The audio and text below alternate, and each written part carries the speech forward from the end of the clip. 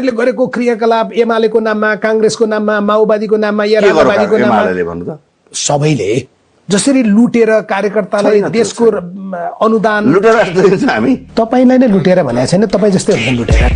ये तो धोती खोल रहा है। मानव तस्कर मन्त्रीलाई संरक्षण गर्नुभयो, मन्त्रीबाट त हटाए जस्तो गर्नुभयो, तर संरक्षण गरेर राख्नु भएको छ। त्यसो भए तपाई मानव तस्करीको संरक्षक हो।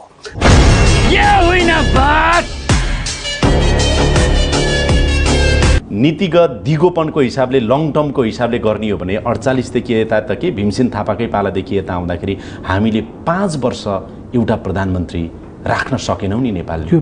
त्यो त हामीले 48 पछि त राख्नु पर्थ्यो होला, 62 63 पछि त राख्नु पर्थ्यो होला। कसलाई दोष दिने? तपाईहरुलाई।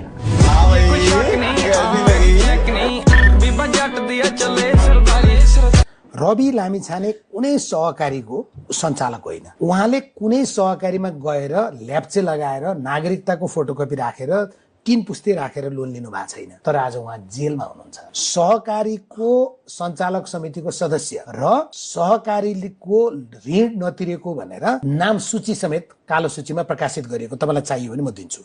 प्रकाशित गरिएको व्यक्ति तपाईको श्रीमती, उहाँ चाहिँ उन्मुक्ति। यो भन्दा बढी शक्तिको दुरुपयोग के हुन्छ? त्यही भएर तपाईले सभापति नछोड्या त हो नि। कहिलेकाहीँ त लाज पनि हुन्छ, अघि पनि एउटा लाजको कुरा बताए। जनताको पैसामा तलमाथि गरेपछि लाज हुन्न त?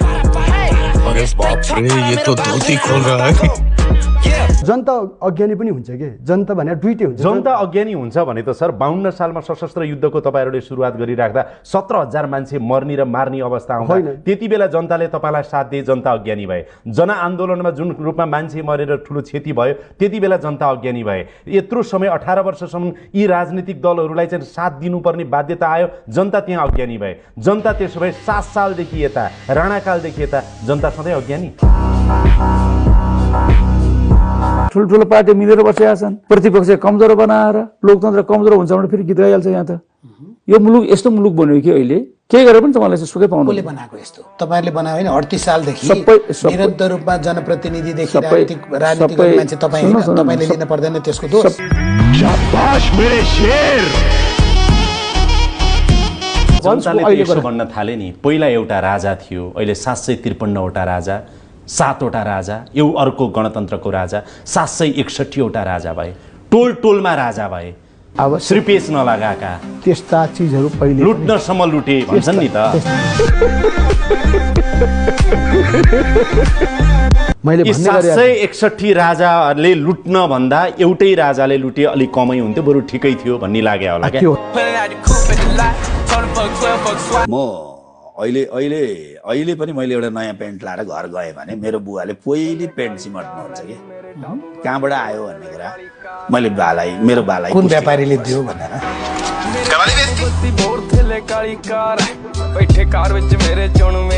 तपाई प्रधानमन्त्री बन्नुभयो, तपाई पार्टी अध्यक्ष बन्नुभयो, तपाई पार्टीको महासचिव बन्नुभयो। कलिलै उमेरमा महासचिव बनेको के तपाई त होइन? यहाँसम्म 41 वर्षसम्म तपाईले के गर्नुभयो र अहिले पनि नछोड्ने के तपाईहरु?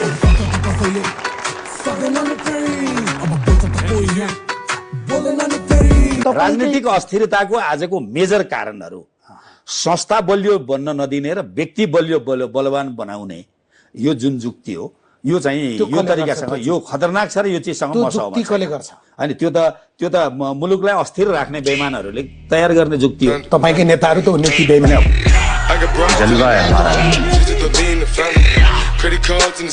तपाईको पार्टी सरकारमा छ, मुलुकमा अस्थिरता छ, मुलुकमा निराशा छ, मुलुकमा आज मानिसमा यो सबै स्थिरता चाहिँ के केपीओले ल्याइदिएको हो?